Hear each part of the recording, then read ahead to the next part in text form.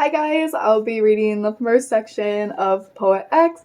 It's about 93 pages. This is like my 8th try to do this and not mess up. There's a lot of Spanish words in this, just in the first few pages, and I definitely don't know how to speak Spanish. So if you hear me like stumble over anything, we're just gonna go with the flow. Alright, let's get started.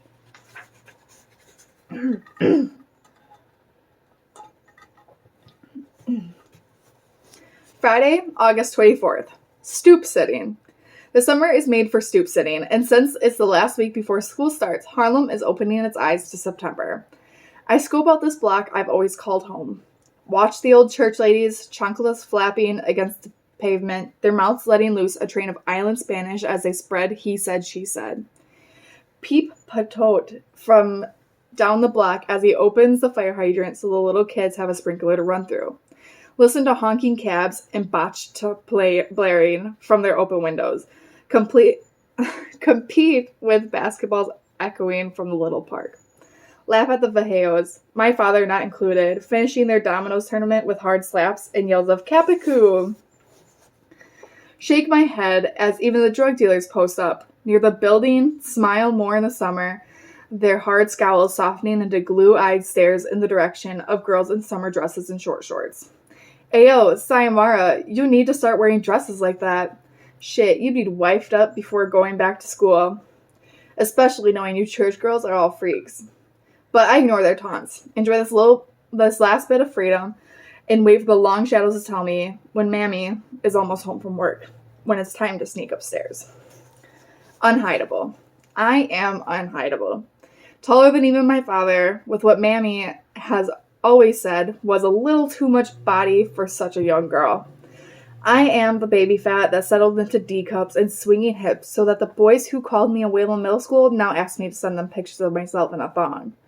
The other girls call me conceited, hoe, thought, fast. When your body takes up more room than your voice, you are always the target of well-aimed rumors, which is why I let my knuckles talk for me, which is why I learned to shrug when my name was replaced by insults. I've forced my skin just as thick as I am.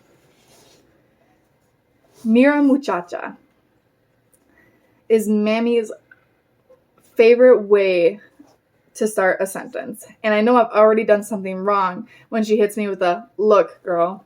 This time, Mira muchacha. Marina from across the street told me you were on the stoop again talking to Los Vendedores. Like usual, I bite my tongue and I don't correct her because I hadn't been talking to the drug dealers. They'd been talking to me. But she says she doesn't want any conversation between me and those boys, or any boys at all. And she'd better not hear about me hanging out with like a wet shirt on a clothesline, just waiting to be worn, or she'd go ahead and be the one to wring my neck.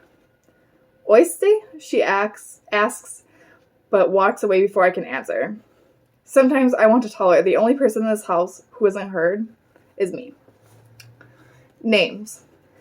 I'm the only one in the family without a biblical name. Shit. Sayamara isn't even Dominican. I know because I googled it. It means one who is ready for war. And truth be told, that description is about right. Because I even tried to come into the world in a fighting stance. Feet first. Had to be cut out of Mammy before she'd given birth to my twin brother, Xavier, just fine. And my name labors out of some people's mouths in the same awkward and painful way. Until I have to slowly say, Xiomara. I've learned not to flinch the first day of school as teachers get stuck stupid trying to figure it out. Mammy says she thought it was a saint's name, gave me this gift of battle and now curses how well I live up to it. My parents probably wanted a girl who would sit in the pews wearing pretty florals and a soft smile. They got combat boots and a mouth silent until it's sharp as an island machete. The first word, pero tu no eres fácil, is a phrase I've heard my whole life. When I come home from my knuckles scraped up, pero tu no eres fácil. When I don't wash the dishes quickly enough or when I forget to scrub the tub, pero tu no eres fácil. Sometimes it's a good thing. When I do well on exam for the rare time I get an award, pero tu no eres fácil. When my mother's pregnancy was difficult, and it was because of me, because I had turned around and they thought I would die, or worse, I would kill her. And they held a prayer circle at church, and even Father Sean showed up at the emergency room. Father Sean, who held my mother's hand as she labored me into the world, and Poppy paced behind the door, who said this was the most difficult birth she's been a part of. But instead of dying, I came out wailing, waving my tiny fists, and the first thing Poppy said, the first words I ever heard, "Pero tu no eres fácil." You sure ain't an easy one. Mammy works. Cleaning an office building in Queens. Rides 2 trains in the early morning so she can arrive at the office by 8. She works at sweeping and mopping, emptying trash bins, and being invisible. Her hands never stop moving, she says, her fingers rubbing the materials of plastic gloves like the pages of her own well-worn Bible. Mammy rides the train in the afternoon, another hour and some change to get to Harlem. She says she spends her time reading verses, getting ready for evening mass, and I know she ain't lying. But if it were me, I'd prop my head against the metal train wall, hold my purse tight in my lap, close my eyes against the racking, and try my best to dream. Tuesday, August 28th, confirmation class. Mammy has always wanted me to take the sacrament of confirmation for 3 years now. The first year, in 8th grade, the class got full before we could sign up, and even with all of her heavenly pull, Mammy could not get a spot for Twin and me. Father Sean told her it'd be fine if we waited.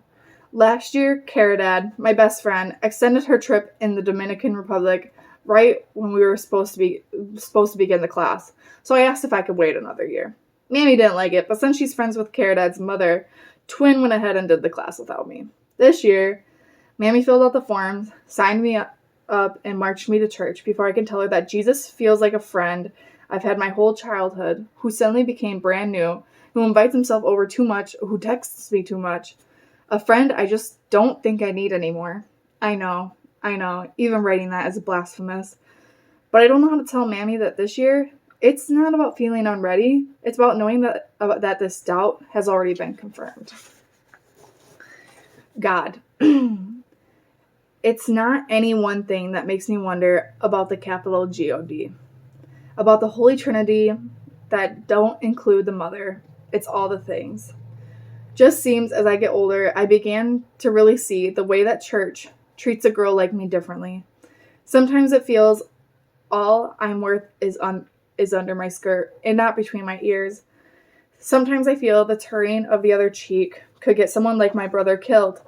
Someone I feel my life would be easier if I didn't feel like such a debt to a God that don't really seem to be out there checking for me.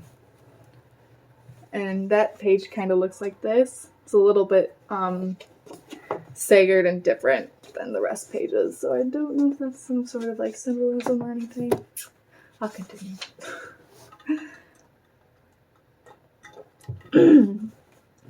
Mammy, I say to her on the walk home. The words sit in my belly, and I use my nerves like a pulley to lift them out of my mouth. Mammy, what if I don't do confirmation? What if I waited a bit for it, but she cuts me off? Her index finger, a hard exclamation point in front of my face. Mira, muchacha, she starts. I will feed and clothe no heathens. She tells me I owe it to God and myself to devote. She tells me this country is too soft and gives kids too many choices. She tells me if I don't confirm here, she will send me to the Dominican Republic, where the priests and nuns know how to elicit true piety. I look at her scarred knuckles. I know exactly how she was taught faith. When you're born to old parents who'd given up hope for children and then are suddenly gifted with twins, you'll be hailed a miracle, an answered prayer, a symbol of God's love. The neighbors will take the sign of the cross when they see you, thankful you were not a tumor in your mother's belly, like the whole burial feared. When you're born to old parents, continued, your father will never touch rum again. He will stop hanging out at the bodega, where the old men go to flirt. He will no longer play music that inspires swishing or thrusting. You will not grow up listening to the slow pull of an accordion or rake of the guitarra. Your father will become un hombre serio. Mirgüe, might be your people's music, but Poppy will reject anything that might sing him towards temptation. When you're born to old parents, continued again. Your mother will engrave her name on a bracelet and the words Mihiha on the other side. This will be your favorite gift. You will become a despised shackle. Your mother will take to church like a dove thrust into the sky. She was faithful before, but now she will go to Mass every single day. You will be forced to go with her until your knees learn to splinter the pews, the mustiness of incense, the way the priest's robes try to shush silent, all the echoing doubts ringing in your heart. The last word on being born to old parents. You will learn to hate it. No one, not even your twin brother, will understand the burden you feel because of your birth. Your mother has sight for nothing, but you two and God. Your father seems to be serving a penance, an oath of solitary silence. Their gaze and words are heavy with the things they want you to be. It is ungrateful to feel like a burden. It is ungrateful to resent your own birth. I know that. Twin and I are miracles. Aren't we reminded every single day? Rumor has it, Mammy was a camperona. Stuck up, they said, head high in the air. Hair that flipped so hard that shit was doing somersaults. Mammy was born in La Capital, in a barrio of thirst buckets who wrote odes to her legs. The only man Mammy wanted was nailed to a cross. Since she was a little girl, Mammy wanted to wear a habit, wanted prayer and the closet being an automatic heaven admission she could get. Rumor has it, Mammy was forced to marry Poppy, nominated by her family so she could travel to the States. It was supposed to be like a business deal. But 30 years later, here they still are. And I don't think Mammy's ever forgiven Poppy for making her cheat on Jesus or all the other things he did. Tuesday, September 4th. First confirmation class. And I already want to pop the other kids right in the face. They stare at me like they don't got the good sense or manners. I'm sure their moms gave them. I clip my tongue between my teeth and I don't say nothing, don't curse them out, but my back is stiff and I'm unable to shake them off. And sure, Cara and I are older, but we know most of the kids from around the way or from last year's youth Bible study. So I don't know why they seem so surprised to see us there. Maybe they thought we'd already been confirmed with the way our mothers are always up in the church. Maybe because I can't keep the billboard frown off my face, the one that announces I'd rather be anywhere but here. Father Sean leads the confirmation class. He's been the head priest at La Consagra Iglesia as long as I've been alive, which means he's been around forever. Last year during youth Bible study, he wasn't so strict. He talked us in his soft West Indian accent, coaxing us towards the light. Or maybe I just didn't notice his strictness because the older kids were always telling jokes or asking the important questions we really wanted to know the answers to. Why should we wait for marriage? What if we want to smoke weed? Is masturbation a sin? But confirmation class is different. Father Sean tells us we're going to deepen our relationship with God. Of your own violation, you will accept him into your lives. You will be sealed with the gift of the Holy Spirit, and this is a serious matter. That whole first class, I touched my tongue to the word volition. That password was volition. Like it's fruit I've never tasted that's already gone sour in my mouth. A haiku. Father Sean lectures. I wait for a good moment, whispering to see. Boys.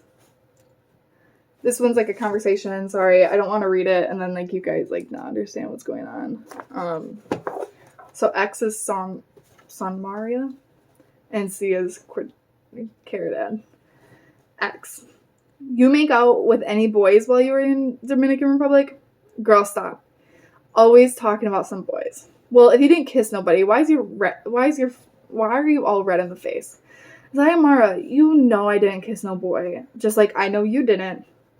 Don't look at me like that. I'm not proud of the fact that I still ain't kissed nobody. It's a damn shame. We're almost 16. Don't say damn, Zayamara. And don't roll your eyes at me either. You won't even be 16 until January. I'm just saying, I'm ready to stop being a nun. Kiss a boy. Shoot. I'm ready to creep with him behind a stairwell and let him feel me up. Oh God, girl, I just really can't with you. Here's the book of Ruth. Learn yourself some virtue. Tisk tisk. You gonna talk about this in a church? Then take his name into vain. Ouch. Keep talking, mess. I'm going to do more than pinch you. I don't know why I missed you. Maybe because I make you laugh more than your stuffy-ass Christian church mission friends? I can't with you. Now stop worrying about kissing and boys. I'm sure you'll figure it out. Caridad and I shouldn't be friends. We are not two sides of the same coin. We are not ever mistaken for sisters. We don't even look alike, don't sound alike. We don't make no damn sense as friends. I curse up a storm and am always ready to knuckle up. Caridad recites Bible verses and promotes peace. I'm ready to finally feel what it's like to like a boy. Caridad wants to wait for marriage. I'm afraid of my mother, so I listen to what she says. Caridad genuinely respects her parents. I should hate Caridad. She's all my parents want in a daughter. She's everything I could never be. But Caridad, Twin, and I have known each other since diapers. We celebrate birthdays together, attend Bible camp sleepovers with each other, spend Christmas Eve at each other's houses. She knows me in ways I don't have to explain. Can see one of my tantrums coming a mile off. Knows when I need her to joke, when I need to fume, or when I need to be told about myself. Mostly, Caridad isn't all extra goody-goody in her judgment. She knows all the questions I have about the church and boys and Mammy, but she don't ever tell me I'm wrong. She just gives me one of her looks, full of so much charity, tells me that she knows I'll figure it all out. Questions I have. Without Mammy's Riker Island prison-like rules, I don't know who I would be when it comes to boys. It's so complicated. For now, I've been having all these feelings, noticing boys more than I used to. And I get all this attention from guys, but it's like a Sancho of emotions. This stew of mixed up ingredients, partly flattered they think I'm attractive, partly scared they're only interested in my ass and boobs, and a good measure of Mammy will kill me fear sprinkled on top. What if I like a boy too much and become addicted to sex like Ilana from Amsterdam Ave? 3 kids, no daddy around, and baby bibs instead of a diploma hanging on our wall. What if I like a boy too much and he breaks my heart, and I wind up angry and bitter like Mammy, walking around always complaining how men ain't shit, even when my father and brother are in the same room? What if I like a boy too much and none of those things happen? They're the only skills I have. How does a girl like me figure out the weight of what it means to love a boy? Wednesday, September 5th. Night before first day of school. As I lie in bed, thinking of this new school year, I feel myself stretching my skin apart. Even with my Amazon frame, I feel too small for all that's inside me. I want to break myself open like an egg smacked hard against an edge. Teachers always say that a new school year is a new start, but even before this day, I think I've been beginning. Thursday, September 6th. HS. My high school is one of those old structures from the Great Depression days or something. Kids come from all 5 boroughs, and most of us bus or train. Although since it's my school zone, I can walk to it on a nice day. Chisholm High School sits wide and squat, taking up half a block, red brick and fenced-in courtyard with ball hoops and benches. It's not like Twin's fantasy genius school, glass and futuristic. It's the typical hood school. But not too long ago, it was considered one of the worst in the city. Gang fights in the morning, drug deals in the classroom. It's not like that anymore. But the one thing I know for sure is that the reputations last longer than the time it takes to make them. So I walk through the metal detectors, turn my pockets out, and greet security guards by name, and am one of the hundreds who every day are sifted like flour through the doors. And I keep my head down, and I cause no waves. I guess what I'm trying to say is this place is a place, neither safe nor unsafe. Just a means, just a way to get closer, to escape. Miss Galliano is not what I expected. Everyone talks about her like she's super strict and always assigning the toughest homework. So I expected someone older, a buttoned-up, floppy-haired, suit-wearing teacher with glasses sliding down her nose. Miss Galliano is young, has on bright colors, and wears her hair naturally curly. She's also little, like for real petite, but carries herself big. You know what I mean? Like she's used to shouldering her way through any assumptions made about her. Today I have her first period English, and after an hour and 15 minutes of icebreakers, where we learn one another's name, Miss Galliano pronounces mine right on the first try. She gives us our first assignment. Write about the most impactful day of your life. And although it's the first week of school, and teachers always fake the funk the first week, I have a feeling Miss Galliano actually wants to know my answer. Rough draft of assignment 1. Write about the most impactful day of your life. The day my period came in 5th grade was just that, the ending of a childhood sentence. The next phrase started in all caps. No one had explaining what to do. I'd heard older girls talk about that time in the month and never what someone was supposed to use. Mammy was still at work, and I got home from school and went to pee, only to see my panties smudged in blood. I pushed Twin off the computer and Googled blood down there. When I snuck money from where Mammy hides it beneath the pants, bought tampons that I shoved into my body the way I'd seen Father Sean cork the sacramental wine, it was almost summer. I was wearing shorts. I put the tampon in wrong. It only stuck halfway, and the blood smeared between my thighs. When Mammy came home, I was crying. I pointed at the instructions. Mammy put her hand out, but didn't take them. Instead, she backhanded me so quick she cut open my lip. Good girls don't wear tampons. Are you still a virgin? Are you having relations? I didn't know how to answer her. I could only cry. She shook her head and told me to skip church that day. Threw away the box of tampons, saying they were curls, that she would buy me pads, said 11 was too young, that she would pray on my behalf. I didn't understand what she was saying, but I stopped crying. I licked my split lip, and I prayed for the bleeding to stop. Final draft of assignment 1, what I actually turned in. Xiomara Batista. Friday, September 7th, Miss Galliano, the most impactful day of my life, final draft. When I turned 12, my twin brother saved up enough lunch money to get me something fancy. A notebook for our birthday. I got him some steel knuckles so he could defend himself, but he used them to conduct electricity for a science project instead. My brother's a genius. The notebook wasn't a regular marble kind most kids use. He bought it from the bookstore. The cover is made of leather with a woman reaching into the sky to a sky etched on the outside, and a bunch of motivational quotes scattered like flower petals throughout the pages. My brother says I don't talk enough, so he hoped this notebook would give me a place to put my thoughts. Every now and then, I dress my thoughts into the clothing of a poem. Try to figure out if my world changes once I set down those words. This was the first time someone gave me a place to collect my thoughts. In some ways, it seemed like he was saying that my thoughts were important. From that day forward, I've written every single day. Sometimes it seems like writing is the only way I keep from hurting. The routine.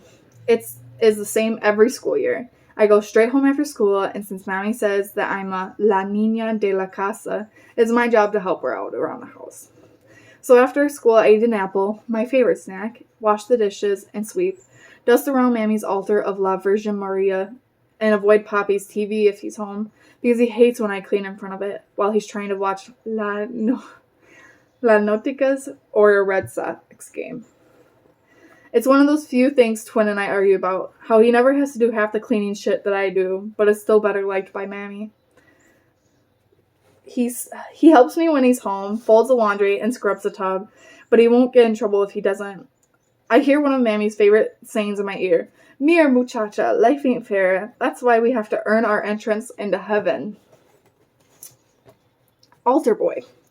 Twin is easier for Mammy to understand. He likes church. As much of a science geek as he is, he doesn't question the Bible the way that I do. He's been an altar boy since he was